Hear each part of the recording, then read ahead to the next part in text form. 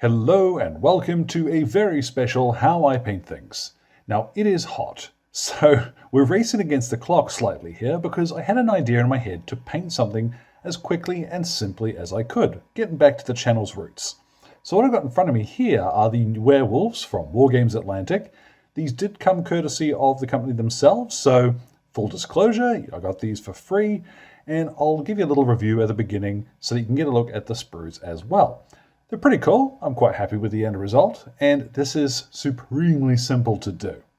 So all of the paints will be listed in the description below. Let's get started.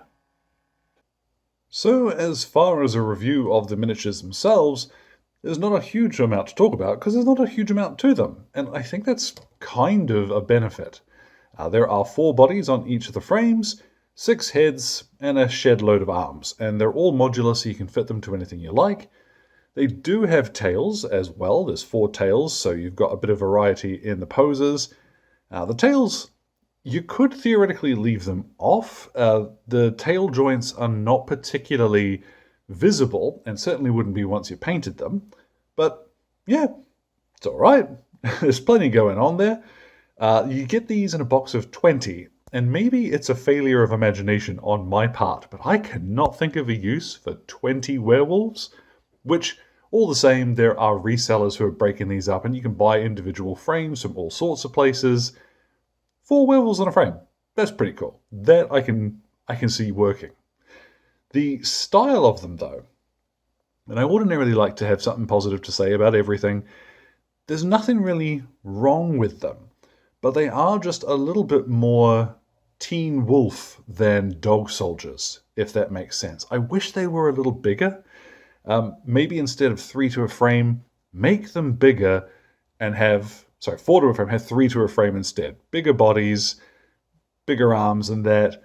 It's just an aesthetic choice, which it doesn't really do that much for me. They're a little more Lon Chaney, which is cool. And if you're looking to convert them by sticking the arms and things onto man-sized miniatures, let's get a quick comparison. So, side by side, there is a werewolf next to one of the British infantry from World War I, same from Wargames Atlantic. As you can see, he's beefier, bulkier, he's definitely bigger. I just wish he was a little bit bigger. He's definitely more imposing than the rangers that he's likely to come up against, though. So if you are looking at collecting stuff of a quote-unquote true 28mm size, these werewolves are not too bad. So obviously, we've seen this fella, I've assembled a couple of them, and then what I've done is to prime them both in uniform grey. Don't get too hung up on the actual colours that we're going to be using. That you can switch them around pretty easily. The method is going to be much the same, no matter which brand it is you're using. And obviously, whatever I do to one guy, I am going to do to the other as well. So to begin with, what I'm going to do is to dry brush him lightly with Great Hall Grey. This is one of the new Army Painter Fanatic ones. Now, I'm using this because it is listed as a warm grey, and that is definitely the case. It's got a little bit of life to it. Over all of the fur, and I'm not worried if I hit, his body, that sort of thing. Now, while we are going to paint his arms and chest and all that sort of stuff later on anyhow, it's a good idea just to dry brush them at the same time so you get a better view of what everything is going to look like. Now, in reality, that's not quite as grainy as that appears on camera, but honestly, I'm not too fussed. I don't mind a little bit of texture here because it's kind of what I was trying to achieve with the dry brush anyhow. What I am going to do now, you'll see on my little palette here, I've got 2 little bitty diblets of uniform grey and topaz skin. And rather than just mixing them all together in one go, I'm just going to add a little bit at a time until I start getting a greyish skin tone. And then what we're going to do is start painting this over his chest, parts of his arms, and when we come near the furry bits, we'll just back off a little with the brush and not go all the way with that. So don't worry if this doesn't cover terribly well or it doesn't look quite right at the moment, because we've got plenty left to do. You can do this on the insides of his arms as well. And definitely going to want to do this on his face. Now, while I'm working on the second guy is when I hit on what I actually wanted to do. What I've done here is actually add just a couple of drops of the war paint stabilizer to my palette and just mix in a little bit of that at a time until I get a much smoother flowing paint. But when I thin it right down, I can use that to come near the edges and go over the fur just a little bit and get a very smooth transition, almost like a glaze. So quite a fan of that stabilizer stuff. That tends to work quite well. Now on my messy little puddle, I'm going to add just a bit more topaz skin to my mix. Add a bit more of that war paint stabilizer, and now we're going to start picking out some of the musculature. And I'm not going to be terribly precise in how this goes. I want it to be a little random, a little scraggly, like some parts of his fur are obscuring his skin tone. Just little bits of this to get some volume to his body. And now on my palette, I've added to this mix a little of barbarian flesh. And same again, just mix in a tiny little bit at a time. Keep your paint relatively thin. And now let's start picking out some higher points. Make them look a bit more buff. Now, painting the arms in particular is actually a bit of fun because they're very, very well sculpted. And there's plenty there just to flick your brush along quite quickly and get quite a lot of depth to them. Now from here you could keep highlighting his skin, but I think there's a diminishing returns involved there. What I am going to do is turn to Brain Matter Beige, which is one of my favorites from the range, and I'm going to paint in his little claws, and I'm also going to do his teeth with this. Now luckily, this fella's got quite prominent teeth, at least they look like it to me.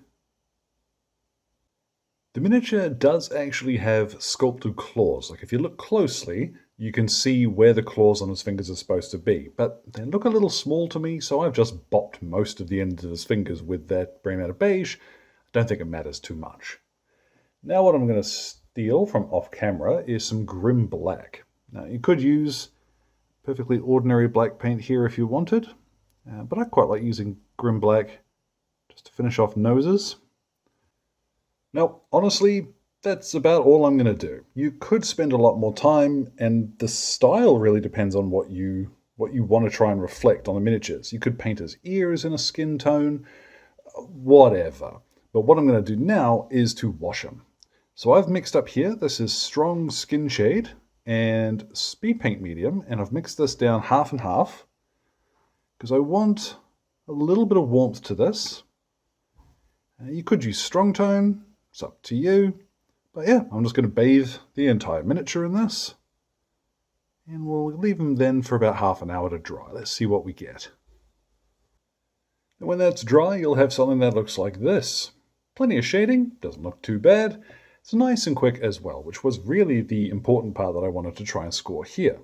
But we can take it just a little further. Not a huge amount of extra work. I just want them to look like I did a little bit more. So what I've got is Ancient Stone.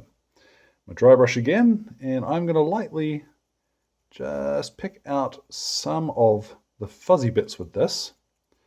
And the reason why I'm using Ancient Stone is that it won't matter too much if I do hit his skin with it, because it's got a little bit more warmth than Great Hall Grey does.